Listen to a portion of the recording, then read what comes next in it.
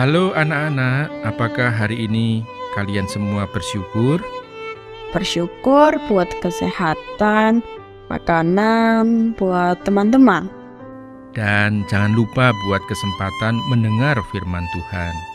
Rasa yang ini perlu disyukuri, bukannya selalu disediakan kesempatan mendengar sabdanya. Wah Keila, kesempatan ini tidak selalu ada. Bahkan kalaupun ada, seringkali anak tidak tertarik untuk memperhatikan. Gak mungkin. Hati-hati, anak-anak kita mesti mohon Roh Kudus bekerja, supaya firman yang disampaikan bekerja dalam hati dan menghasilkan buah. Segera kita sambut hambanya menjelaskan Matius 9 ayat 32-34. Konsentrasi. Shalom sahabat PDKA, sebelum memulai renungan hari ini, mari kita berdoa terlebih dahulu. Allah Bapa yang bertahta di kerajaan surga, Allah yang terlalu baik kepada kami, Allah yang selalu terus memberikan firman kepada kami. Tuhan tolong kami, agar kami boleh mengerti akan firman yang disampaikan, dan untuk kami boleh semakin bertumbuh di dalam pengenalan kami akan Tuhan, dan kami juga boleh semakin menyenangkan hati Tuhan. Terima kasih Tuhan, hanya di dalam nama Tuhan Yesus kami berdoa. Amin. Anak-anak, peristiwa yang akan diceritakan di dalam renungan hari ini merupakan kelanjutan dari peristiwa di mana ada dua orang buta yang matanya dicelikkan oleh Tuhan Yesus. Ketika dua orang buta ini keluar dari rumah tersebut, maka masuklah orang yang membawa seorang bisu yang kerasukan setan. Anak-anak, pada zaman itu memang banyak sekali orang yang kerasukan setan. Ketika orang kerasukan setan, orang tersebut tidak bisa berbuat sesuai dengan kehendak dirinya. Dia seperti orang yang tidak mempunyai kehendak diri. Dia dikontrol sepenuhnya oleh iblis. Wah, ini suatu keadaan yang sangat mengerikan anak-anak. Karena manusia yang demikian ini, manusia yang juga tidak bisa lepas dari kontrol iblis. Dan ada lagi yang lebih mengerikan, kalau manusia itu dengan rela menyerahkan dirinya untuk dikuasai oleh iblis. Wah, anak-anak tentu heran ya, apa ada orang yang demikian? Ada anak-anak, orang yang dengan rela mau taat kepada perintah-perintah iblis. Wah, ini sangat mengerikan. Ketika manusia dikuasai iblis, baik itu dengan tidak sengaja maksudnya bukan dengan kerelaan dirinya, ataupun dia dengan rela memberikan dirinya dikuasai iblis, dia tidak mungkin bisa lepas dari cengkraman kuasa iblis. Dan Tuhan Yesus datang ke tengah dunia ini untuk menghancurkan pekerjaan-pekerjaan iblis. Tuhan Yesus yang adalah anak Allah, dia memiliki kuasa untuk melepaskan manusia dari cengkraman iblis. Dia bisa dengan mudah mengusir setan dari tubuh orang bisu tersebut. Ketika orang bisu ini dilepaskan dari cengkraman iblis, dia mulai bisa berkata-kata lagi dengan bebas. Wah, anak-anak, ketika orang ini bisa terlepas dari ikatan iblis di mulutnya ini, dia memuji Tuhan dengan bebas. Anak-anak, tapi bagaimana dengan orang-orang waktu itu yang melihat kejadian ini?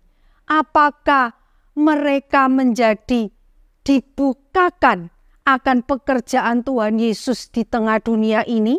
Maksud Ibu, apakah mereka jadi mengerti kalau Tuhan Yesus datang untuk melepaskan manusia dari cengkraman iblis? Ternyata tidak, anak-anak. Orang-orang yang melihat waktu itu hanya menjadi heran dan kagum terhadap Tuhan Yesus. Karena mereka tidak pernah melihat yang seperti ini di Israel. Sayang sekali ya anak-anak, bahkan orang Farisi pun menganggap Tuhan Yesus itu memakai kuasa dari penghulu setan untuk mengusir setan. Wah, ini adalah satu ejekan, satu cemoohan yang ditujukan kepada Tuhan Yesus. Di sini kita bisa melihat ya anak-anak, bahwa ketika mujizat itu dilakukan oleh Tuhan, mujizat tidak bisa membawa orang untuk mengenal Tuhan dengan lebih benar. Mujizat juga tidak bisa membuat orang menjadi percaya kepada Tuhan Yesus. Sedangkan Tuhan Yesus melakukan pelayanan ini dengan sepenuh hati. Dia datang untuk menghancurkan iblis. Dia rela dihina, rela dicemooh, diejek, dan puncaknya dia dihina sampai mati di atas kayu salib. Itu semua dia lakukan untuk membebaskan manusia dari cengkraman iblis. Kuasa Tuhan itu jauh lebih besar dari kuasa iblis. Kalau kita mau percaya kepada Tuhan Yesus, maka kita pun akan mendapatkan kelepasan dari cengkraman iblis. Maukah anak-anak percaya kepada Tuhan Yesus? Mari kita berdoa. Allah Bapa yang bertahta di kerajaan surga, sungguh kami bersyukur ya Tuhan, Engkau mau datang ke tengah dunia untuk melepaskan kami dari cengkraman iblis. Walaupun Engkau mendapatkan ejekan, cemoohan atau hinaan, bahkan Engkau harus menanggung seluruhnya itu di atas kayu salib. Tuhan, terima kasih buat pengorbanan Tuhan. Terima kasih buat kelepasan yang Tuhan berikan. Tolonglah kami Tuhan, untuk kami juga tidak lagi sembarangan memberikan diri kami dikuasai oleh iblis sekali lagi. Tuhan, sekali lagi tolong kami untuk kami dapat hidup terus taat kepada Tuhan, memberikan diri tunduk kepada Tuhan. Terima kasih Tuhan, hanya di dalam nama Tuhan Yesus kami berdoa. Amin.